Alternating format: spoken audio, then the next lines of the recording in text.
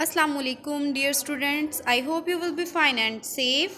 3 class, please open your English book. I'm your class teacher. Unit number 1, God gave me eyes. जी kids open page number 2 vocabulary कल मैं आपको याद करवा चुकी हूँ। वोकैब के 4 वर्ड्स याद करने के बाद आपका होमवर्क ये था कि आप उसे रफ रजिस्टर पर राइट करेंगे नीट एंड क्लीन राइटिंग में और उसके बाद पिक्चर्स मुझे सेंड करेंगे। बट मुझे बहुत अफसोस के साथ कहना पड़ रहा है 2 स्टूडेंट्स हमाद यासिर और अयान अली के अलावा मुझे अभी तक किसी का होमवर्क रिसीव नहीं हुआ।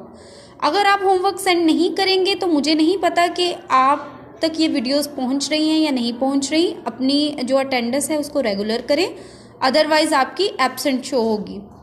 जी स्टूडेंट्स, आज अगेन आप वोकैब याद करेंगे और उसकी पिक्चर्स मुझे व्हाट्सएप करेंगे। Your writing should be very neat and clean.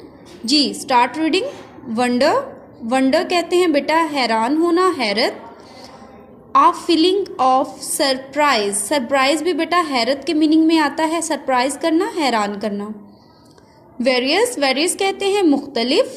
Many different features, various mean many different features.